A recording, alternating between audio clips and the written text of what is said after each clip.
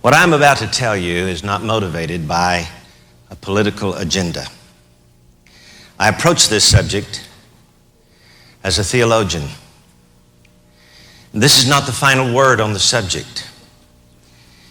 I would encourage you to keep this in mind as you hear what I have to say. I only discuss this subject for your consideration. I'm not trying to be dogmatic with what I'm going to be telling you today. I simply want you to consider what you hear and see, and then forget it. Lest you tickle the tail of the dragon. The first place we go is Rome. What you see before you is the Circus Maximus from ancient Rome, the place of the chariot races. This long expanse area here is where Nero once gathered to enjoy his evening chariot races. He loved horse racing. Now, according to Ludwig's Handbook of New Testament Rulers and Cities, Ludwig says the shadows were lengthening across the warm hills of Rome as busy slaves erected final crosses in Nero's magnificent gardens. While they worked, soldiers brought in Christians and either tied them or nailed them to crosses. Next, they soaked them with inflammable pitch. Darkness had frequently put a stop to the emperor's chariot racing, but this evening would be different. The burning of Christians would provide the light. Soon the chariots were lined up, the crosses were lit, the horses leaped forward, but there was no real enthusiasm in the cheers of the citizens of Rome that night. Such flagrant cruelty was too much even for them. Now, Nero got the message. He realized that he was a little strong in burning those Christians. And so, seeing he'd displeased the crowd, Nero never repeated this performance. Instead, he contented himself by throwing Christians to the lions inside the Colosseum you see before you.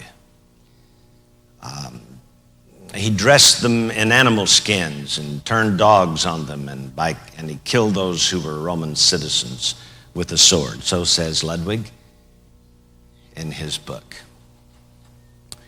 This is the inside of what was once the massive Colosseum, where on this floor where you see dressing rooms below, on this top level here, they fed Christians to the lions. Well, the crowds cheered, "Give me more blood. Let's see more mayhem." This was a civilized society,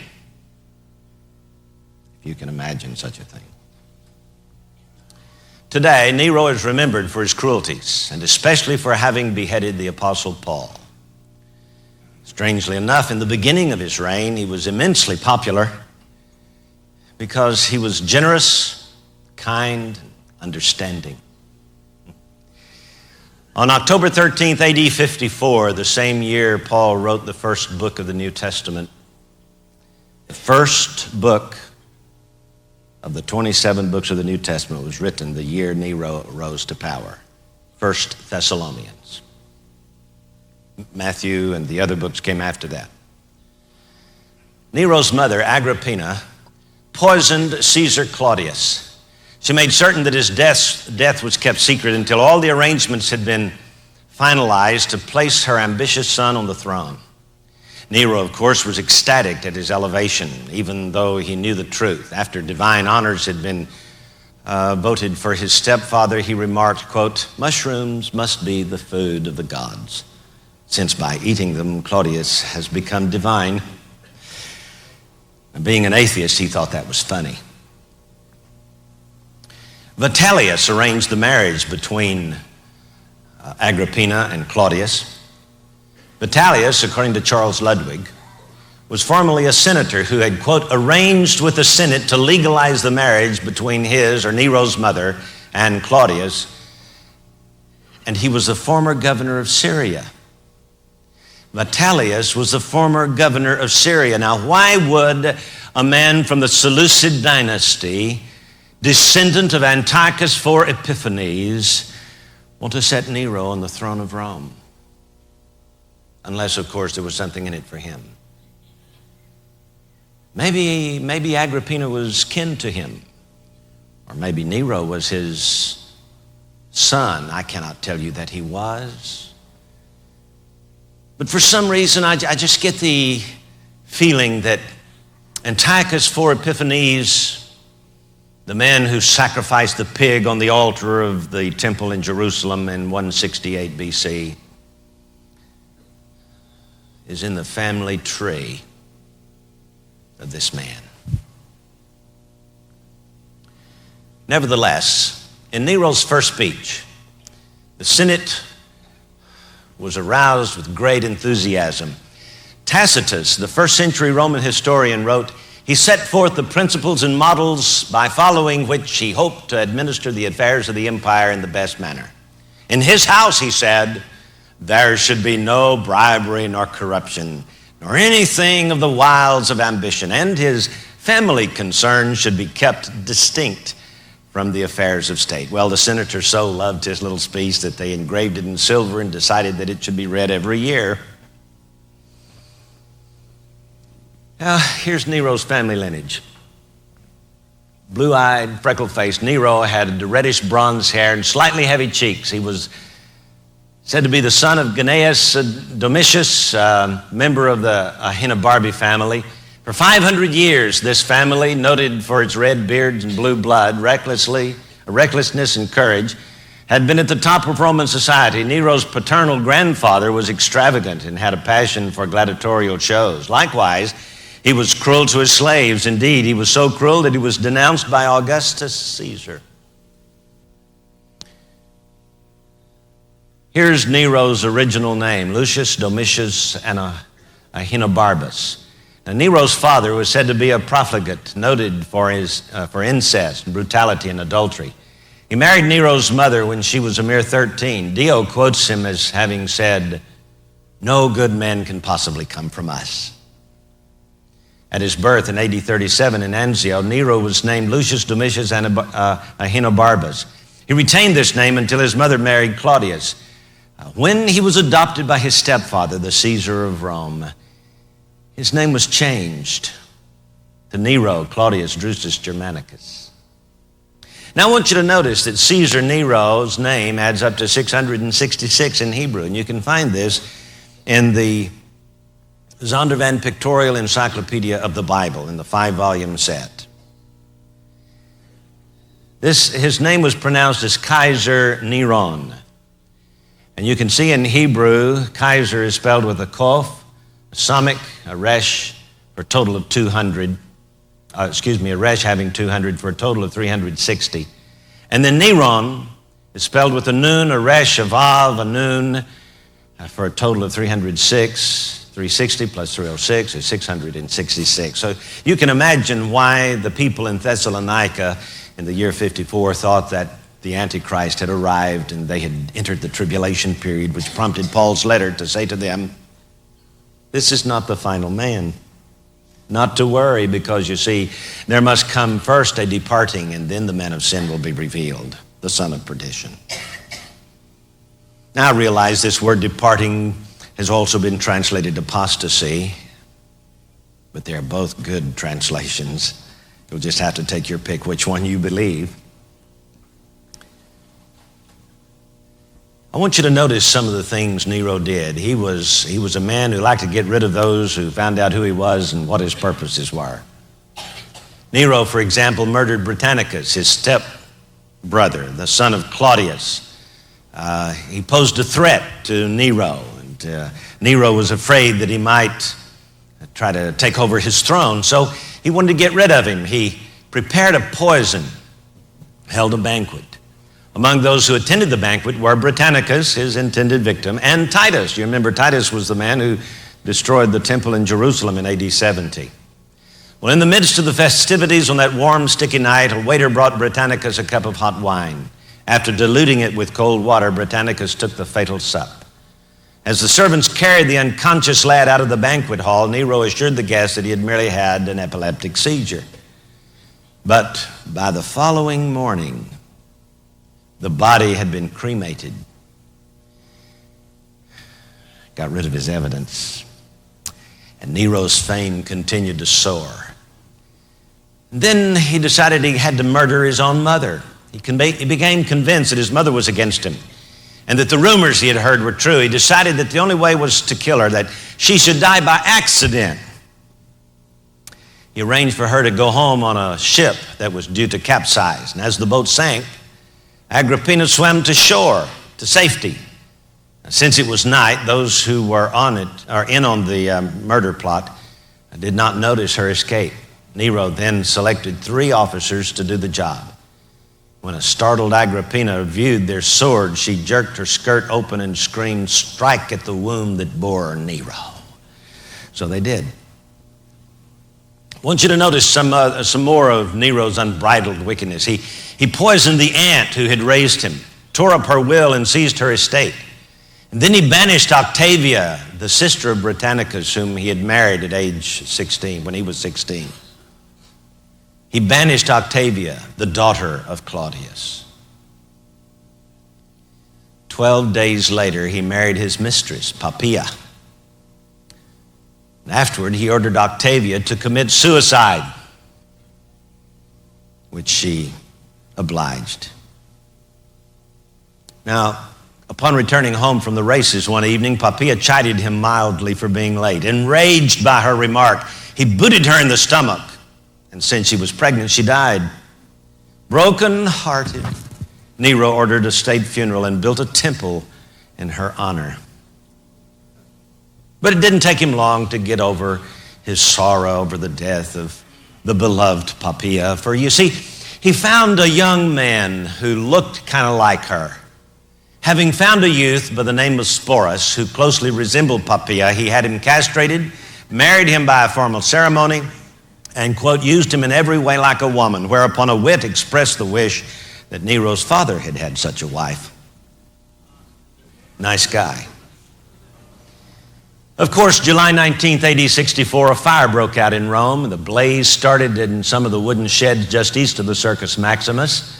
Soon it spread to the foot of the Palatine and the Cælian Hills, where vast quantities of oil and other inflammables had been stored. In those days, the streets of Rome were very narrow, and the flames leaped from one home to the next, and the fire raged for 6 days as one building after another fell. Then the thieves got busy looting and murdering and destroying property.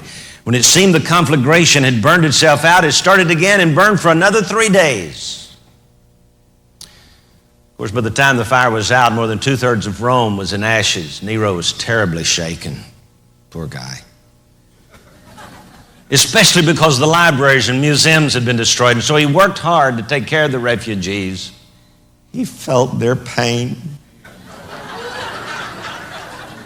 He erected a city of tents for them in the field of Mars and brought in the supplies of food for which he paid out of his own pocket.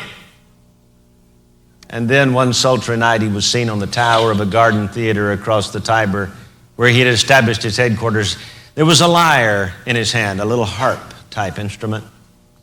And while the crowd watched horrified in silence, he began to sing about the sack of Troy, and while he accompanied himself on the lyre. Soon, word spread that Nero had set the fire. Such accusations were even scrawled on public buildings. Nero fiddled while Rome burned. Well, Nero became desperate for a scapegoat to blame. Soon he found one. He blamed it on the Christians. The Christians burned Rome. In the words of Tacitus, first century Roman historian, he directed his fury against, quote, a race of men detested for their evil practices, and commonly called Christina, or Christians. The name was derived from Christus, or Christ, who in the reign of Tiberius suffered under Pontius Pilate, procurator of Judea. by that event, the sect of which he was founder received a blow, which for a time checked the growth of this dangerous superstition. But it revived soon after and spread with recruited vigor, not only in Judea, but even the Christians proliferated in the city of Rome, this common sink into which everything infamous and abominable flows like a torrent from all quarters of the world. Tacitus had a flair for writing, didn't he? With infinite cunning, Nero incited the Romans against the Christians. Tacitus wrote, quote, "They were put to death with exquisite cruelty, and to their sufferings Nero added mockery and derision. At length, the brutality of these measures filled every breast with pity. Humanity relented in favor of the Christians." This is a night scene at the place where the blood of the martyrs flowed in Rome. This road is the Appian Way. It comes through Constantine's arch and down the road through the Arch of Titus to downtown ancient Rome called the Forum. In the distance, the Mamertine prison where the Apostle Paul spent the last years of his life. Now, from this point, Nero's popularity plunged. The army revolted in Spain, and Galba was declared the new emperor. The Senate now decreed that Nero was an outlaw. He fled from Rome in disguise. Cornered on a June evening, on June the 9th, by the way. It's kind of interesting that a minister stood on Trinity Broadcasting Network a few years ago and said God had revealed to him that God was going to rip evil from the earth on June the 9th, but he didn't tell him what year. So on one June the 9th evening, the anniversary of the death of Poppaea, he crept into a basement, and there, shivering on a dirty cot, he tried to commit suicide. But the knife did not penetrate his throat deep enough, and so he begged his servant Epaphroditus to press the blade home. This is the Forum. This is all that's left of ancient Rome. And the Appian Way, mentioned in the book of Acts. And this was once a platform beneath a magnificent colonnaded building where Brutus stuck the knife under the fifth rib, you remember, of Caesar, who turned and looked at Brutus and said, "Et tu, Brute?" This is the place where that happened. But right across the street over here is the Mamertine prison, where the Apostle Paul spent the last months of his life and wrote many of our New Testament books from that place. As we look at the grisly reign of Nero, we cannot help but remember that in the days of his greatest popularity, Paul shivered in this Mamertine prison. This is the cell where Paul wrote many of our New Testament books. Paul shivered in the Mamertine prison near the Forum. From this prison, it is quite possible that he could hear the cheers of the senators as they clapped and shouted their approval of Nero. But things have a way of reversing themselves, don't they? In time, the words of this curly-haired emperor are either forgotten or despised, while the epistles of Paul, many written in this very prison, are loved and quoted everywhere. And today, we name our children Paul. We name our dogs Nero.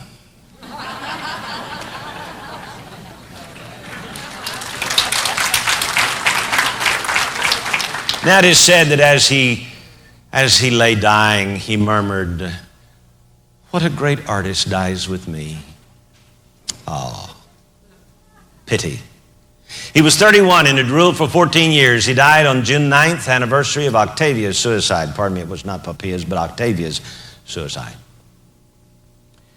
Near the end of the first century, however, the Roman historian Tacitus, whom we quoted earlier, wrote about a rumor in AD 69 that Nero was still alive, that he had only faked his death. He said, quote, about this time, Achaia and Asia were upset by a false alarm. It was rumored that Nero was on his way to them, the Roman army. There had been conflicting stories about his death, and so numbers of people imagined and believed that he was alive.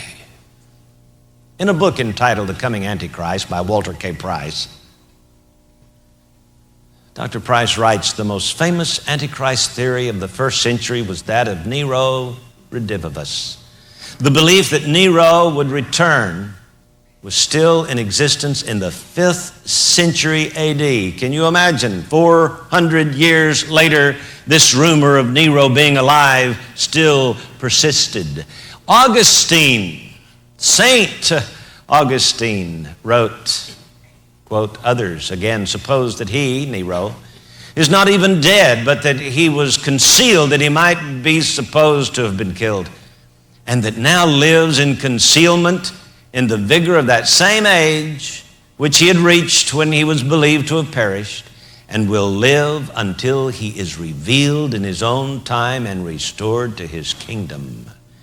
It was commonly believed as late as the 5th century that Nero someday would return to become the Antichrist. John makes a reference, I think, to Nero in Revelation 13:18, where he says, here is wisdom, let him that hath understanding count the number of the beast, for it is the number of a man, and his number is 666. Perhaps he was referring to that Hebrew gematria of Nero's name.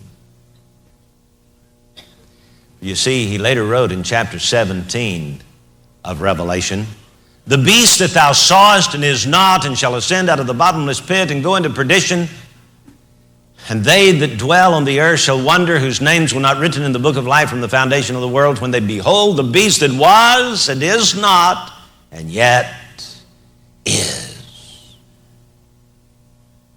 And there are 7 kings, 5 are fallen, 1 is, and the other is not yet come. And when he cometh, he must continue a short space. And the beast that was and is not, even he is the 8th, and is of the 7. That is, one of those 7 was his great-great-great-great-great-great-great-great-great-great-great-great-grandfather, and goeth into perdition, the Antichrist.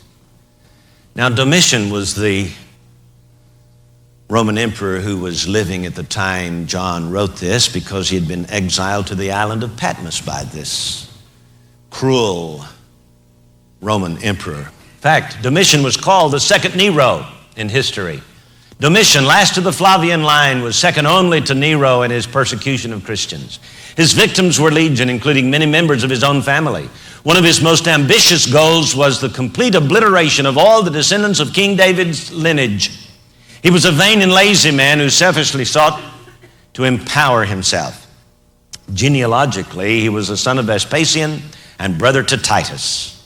Yes, the man who destroyed the temple.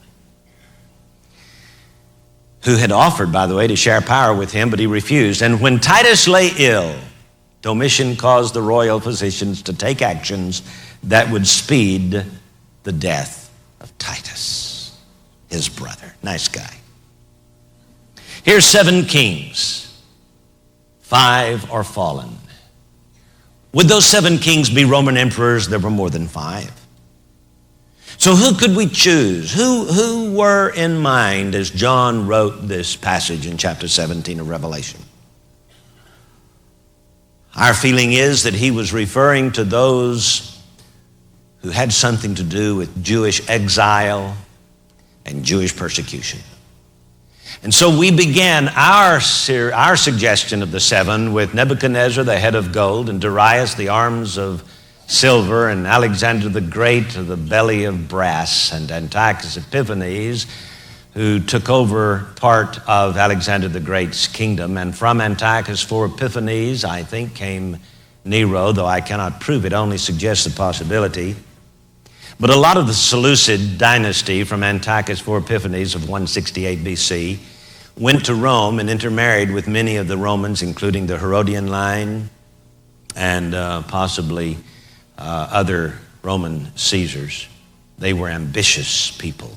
So where did Antiochus IV Epiphanes come from? Well, I think he was a Greek, and I believe the Greek came from at least the ruling elite of the nation of Greece, came from the Spartans, and the Spartans had a king named Danaus. If you'll read Homer's Iliad, Danaus came from Phoenicia. That's where the tribe of Dan used to live. And Danaus had 50 daughters that he called the Danaids.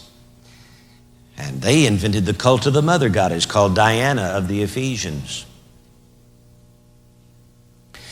But you know, the Trojans, they were Spartans who defected, and one of them by the name of Dardanus went up to the isthmus of the Black Sea, the little body of water that separates the Black Sea from the Aegean Sea, and built an empire there called the Trojan Empire in the city of Troy. In fact, that isthmus is named after him. It's called the Dardanelle. And there are 4 rivers that run into the Black Sea named for this Trojan and his empire. The Danube, the Danister, the Daniper, and the Don. When the Spartans sacked Troy and burned the city, Aeneas, Trojan prince, escaped and went to central Italy, where he was the progenitor of Romulus and Remus, the founders of Rome.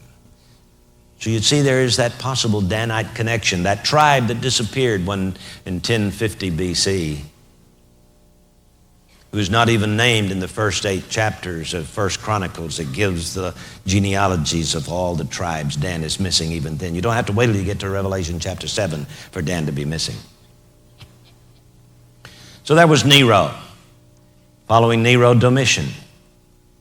Now we've chosen Hitler because he is the one whose reign maybe was just a short time, you know. There are 7 kings, 5 are fallen, 1 is, the other is not yet come. When he comes, he must continue a short space. Adolf Hitler continued only a short space, but he managed to destroy 1/3 of world Jewish population. So who is the 8th king that goes into perdition?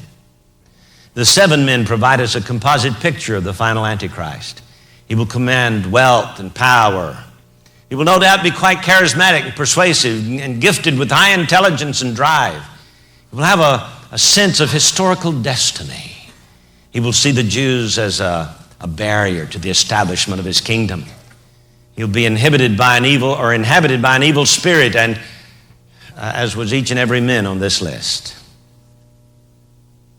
Well, we must hurry. Time is so precious. There was a movie that came out some years ago called The Omen. I'm not an advocate of movies, but this one was about the Antichrist, the child Antichrist.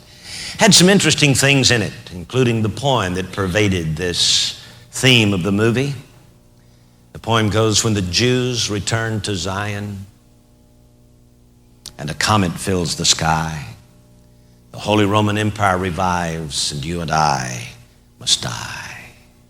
He rises from the eternal sea, creating armies on either shore, pitting brother against brother till man exists no more. In the story, this child, Damien Thorne, is actually born of a jackal, born of demon seed. Mr. and Mrs. Thorne, ambassador to Rome, does not realize that their baby was killed and the child was switched with a child born of demon seed. As the child Antichrist is placed in a rich and powerful foster home so that he might grow up to rule the world. As others find out about who he really is, Damien creates accidents in order to eliminate them. Here, a glass plate decapitates a man. And here, Damien's stepfather, Ambassador Thorne, sees his friend decapitated and is horrified, but he refuses to believe that his son could have anything to do with this bizarre tragedy, and dozens of accidents continue. Here, a woman is made by the will of Damien's mind to commit suicide, and here another man is killed. In the second sequel to the movie, an archaeologist in Israel discovers a mural on a wall 1,000 years old in a Crusader cave north of Haifa at Akko. And when he sees it, he says, "It's Damien." And the ceiling falls in and kills him. Now, surely this movie is not a foretaste of the future Antichrist. This is just a Hollywood movie. God isn't in charge of Hollywood movies. The Antichrist wouldn't be growing up killing scores of people and get away with it. Also, who would ever dream that an ancient likeness of the Antichrist could emerge to identify him? Such things just don't happen in real life. Let's take one more look at Nero, right over here on the first screen. His heavy, hooded eyelids, ponderous brow, and prominent nose suggests an individual with a rather brazen and emotional nature. He looks like a man capable of extreme sensitivity and intuition on the one hand, and unbridled cruelty on the other. His large eyes were probably capable of a twinkling mirth, and nothing could hide their true coldness. His pouting lips exhibited an extreme and petulant arrogance. They also seemed to characterize something of an effeminate nature. Nevertheless, there could be a fervency there. Those lips pressed together in a victorious smile could charm an audience with enthralling cadences. But it was also obvious that whining, screaming tirades could just as easily course from that twisted mouth.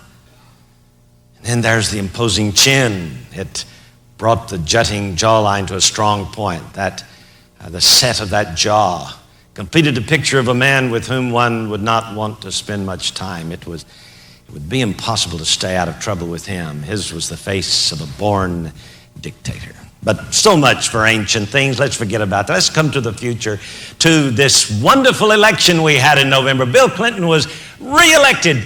Isn't it amazing? After the Republican landslide 2 years ago, it seemed impossible that President Bill Clinton could be reelected. For that matter, no other Democratic president since FDR had won a second term. Some political pundits even suggested that, quote, a dog catcher could win against a draft-dodging womanizer, end of quote. Were they ever wrong? Fewer voters turned out for the national election than ever before. Clinton won with only 49% of the registered voters. That means that he was elected with less than 25% of America's registered voters. Time magazine, January 4th, 1993, pages 28 and 29, shows Clinton entering the Oval Office. This is a composite picture, but please notice up here in his left hand, a rose. The rose of the Rosicrucians, guardians of the Grail. Now, in case you think that's just a spoof, in the same magazine, Slobodan Milosevic on page 45 is shown with a rose in his hand. And he was called in the article the butcher of the Balkans and the high priest of ethnic cleansing. Francois Mitterrand died this last year. Before he died, this picture was taken. Francois Mitterrand and his friends lift their roses as a symbol of their faith in socialism, says the article. But of course, there is no international conspiracy. Those who believe in a conspiracy for world government are extremists and hate mongers, right? All this was just a coincidence. In the April 20, 1992 issue of Time magazine, Time chose to change their type style, using a larger M on the front cover, introducing candidate Bill Clinton. Here is the Time magazine used the week before, on the 13th of April. And this logo had been used for decades. They changed the type style to a larger type style, making the M wider at the top. Doesn't it look like horns atop the head of this negative man? Why would they show Bill Clinton as a negative picture and the headline read, "Why Voters Don't Trust Clinton"? The following January 1993, January 4th, made him the man of the year. Look at him. Look at that M in black above his head. Do you suppose that's a fluke? Or were the editors of Time trying to tell us something? If you cover up the right half, the light half, he seems to have a dark side. Is he the man of the year or the man of the ages? Newsweek magazine shows him as the man on the white horse. Can Clinton tame Washington? Look at the many-headed dragon here. And so I must ask the question, is Clinton fighting the dragon or is he in cahoots with the dragon? Burke's Peerage, London, October 28, 1996. President Bill Clinton is related to every Scottish monarch and to the current British royal family. He's related to every ancient aristocratic family in Britain today. And so we give him the dubious title, Guardian of the Holy Grail. Our book, Guardians of the Grail and the Men Who Plan to Rule the World, documents the history of European royalty who believe they are divine and have a right to rule the world. This is the goal of all their efforts. If you want to read about the roots, you can get that book. If you've got that book, you might want to read it. Bill Clinton's ancestry. Well, Clinton's ancestry can be traced back on his mother's side to King Henry III, who ruled England from 1227 to 1272. He's also related to Presidents William Henry Harrison and Benjamin Harrison. He's directly descended from King Robert I of France. So says Burke's Peerage from London. They are a genealogical society who charts the family trees of all European royalty, the family of the Holy Grail. Now, I talked to a man on the telephone who was out at the booksellers convention, Christian booksellers convention in California last July.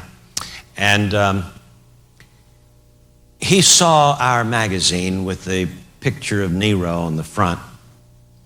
And so he shared with our staff member there a little bit, Bob Ulrich, about what he knew about Bill Clinton.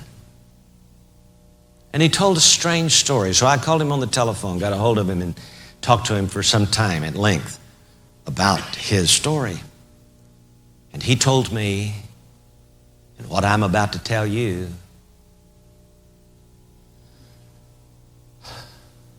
cannot be documented.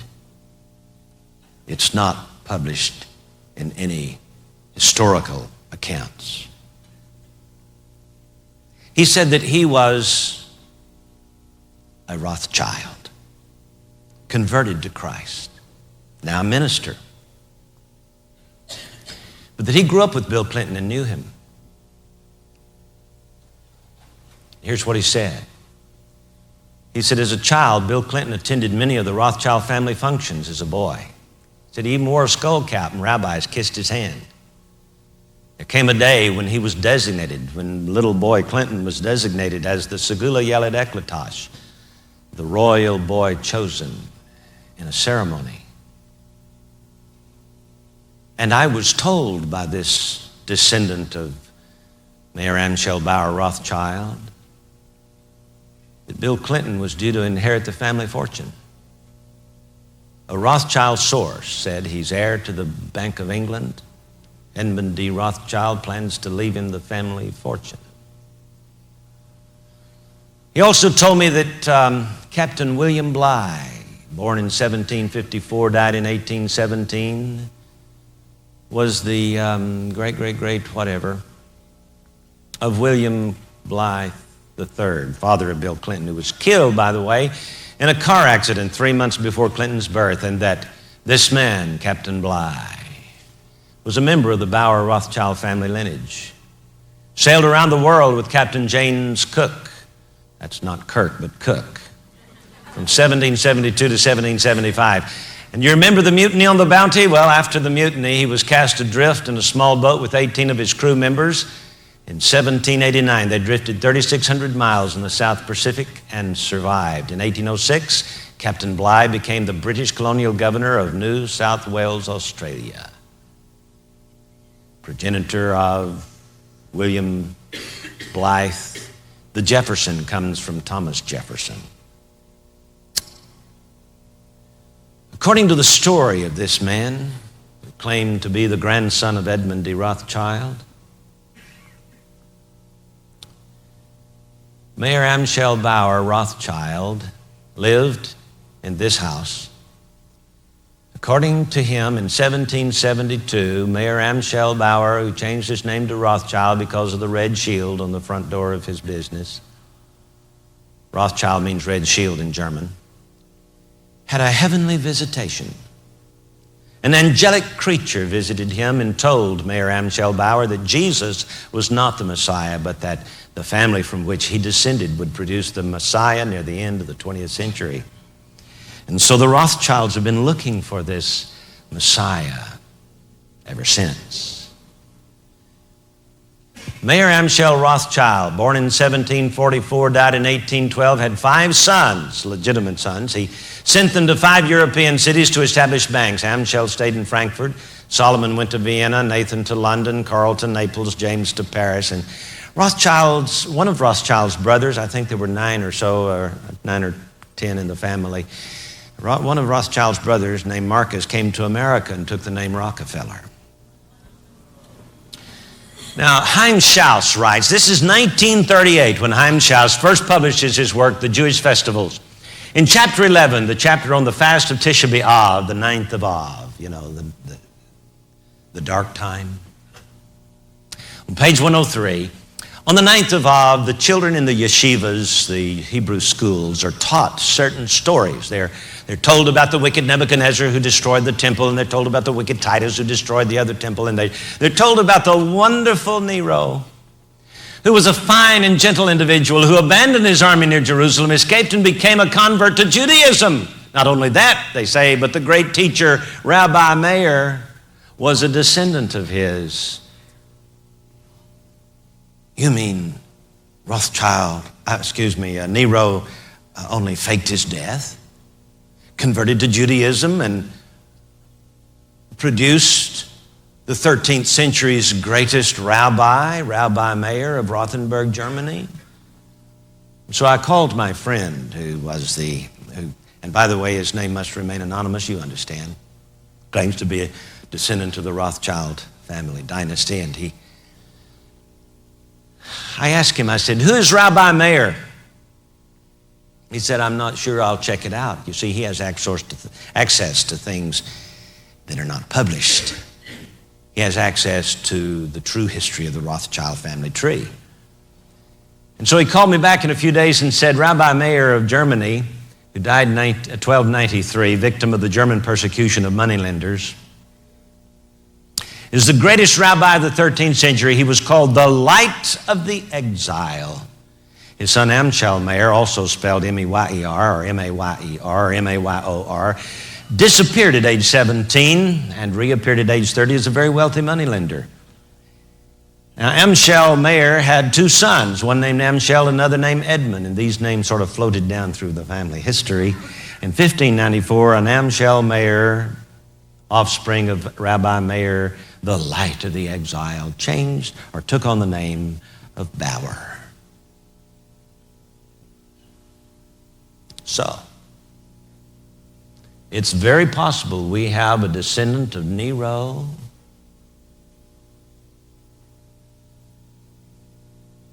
who controls the international banking cartel and all the central banks of all the countries in the world.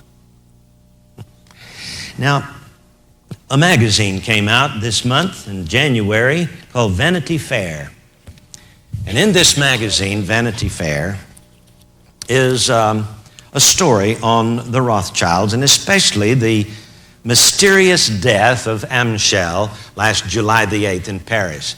And I read here, with the mysterious suicide of Amschel Rothschild in his marble bathroom at Paris's Bristol Hotel last summer, Europe's most prominent family lost the best hope of a new generation. Surveying the remaining Rothschild powers, from the flamboyant Jacob to the playboy Ely to the remote Evelyn, Sadie Bedell Smith discovers a dynasty in search of a leader. Now, I want to read you how Amschel died. Hanging himself could not have been easy for a man 6'1". The top of the towel rail was only 5 feet from the floor. Although it was possible to kneel on the marble surface enclosing the bathtub and then drop nearly 2 feet to the floor. Did Amschel commit suicide? Or was somebody trying to get rid of the competition?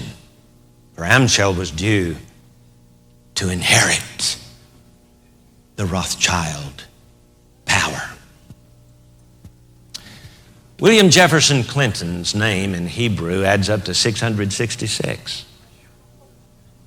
William, with the Vav, Aleph, Yod, Lamet, Yod, Mem, for a total of 97. Jefferson, with the Yod, Peh, Resh, Samik, Nun, for a total of 400. And Clinton, Kaf, Lamed, Yod, Nun, Tet, Nun, for a total of 169, a grand total of 666.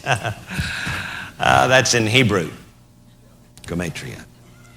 Now, the interesting thing about all of this is Hillary's name also adds up to 666 in Hebrew. With a Chet, a Lamed, a Resh, a Yod, and for Hillary, a total of 248. And Radam, a Resh, Dalit, Hey, Mem, for a total of 249. And Clinton, Kaf, Lamed, Yod, Nun, Tet, Nun, for a total of 169. Grand total of 666.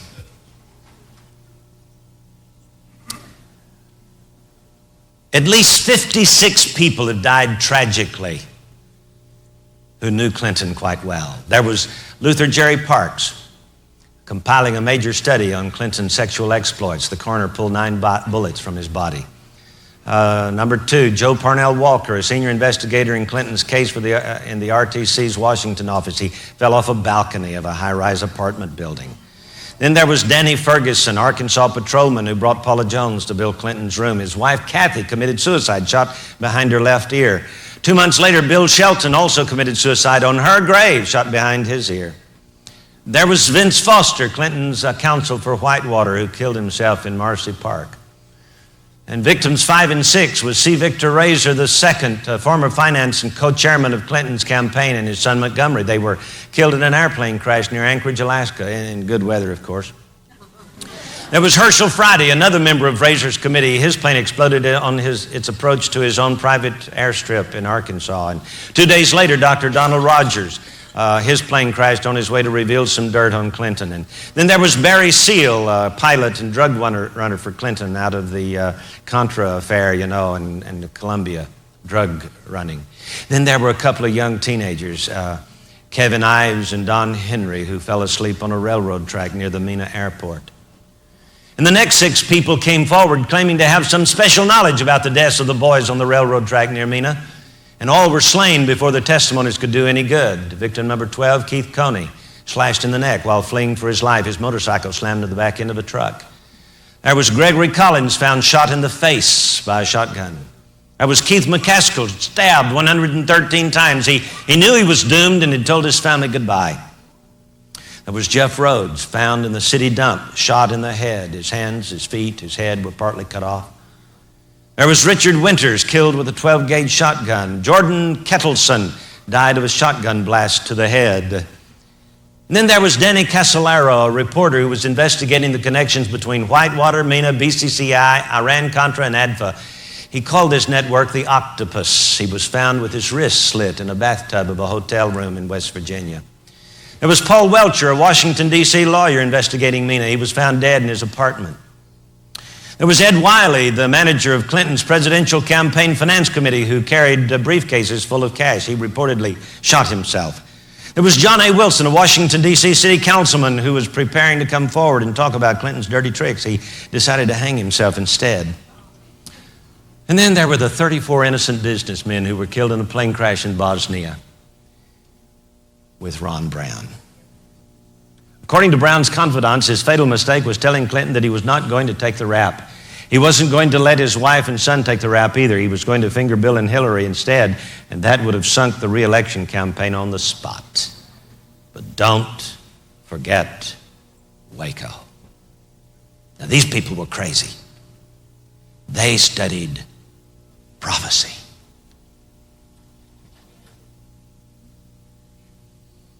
Bill Clinton has been to Israel 3 times in the last 4 years.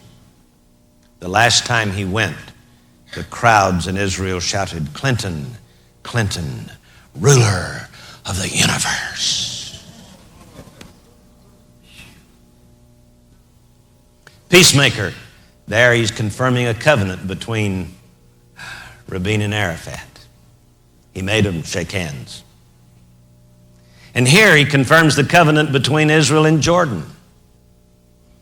And he even goes to Syria to see Hafez Assad, because that's the one sticking point that remains in his plans for a new world order.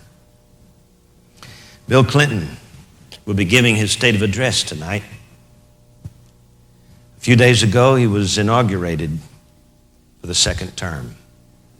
He placed his hand on the Bible, on this scripture in Isaiah 58:12. "And they that shall be of thee," family dynasty, "shall build the old waste places. Thou shalt raise up the foundations of many generations," family dynasty. "And thou shalt be called the repairer of the breach." He's going to get Ishmael and Isaac back together again. Jacob and Esau, it's going to be okay. He's going to be called the restorer of paths to dwell in. And he took that verse for himself. "That's my verse," as he laid his hand on the Bible. "That's me the Bible's talking about." But I'm here to tell you that that verse in Isaiah 58 is talking about the Messiah. Now, I ask you to forget what you have seen, lest you too tickle the tail of the dragon. Shall we pray? Heavenly Father, help us, protect us by the blood of Jesus Christ. Let us sit at thy feet and learn of thee. O Lord Jesus, come quickly. Even so, come. We pray in the name of the lovely one who's coming someday, the shout and the trumpet sound. Dear Lord, we did not want to deliver such a message as this, but we must be faithful to our calling, for someday we hope to hear you say, "Well done."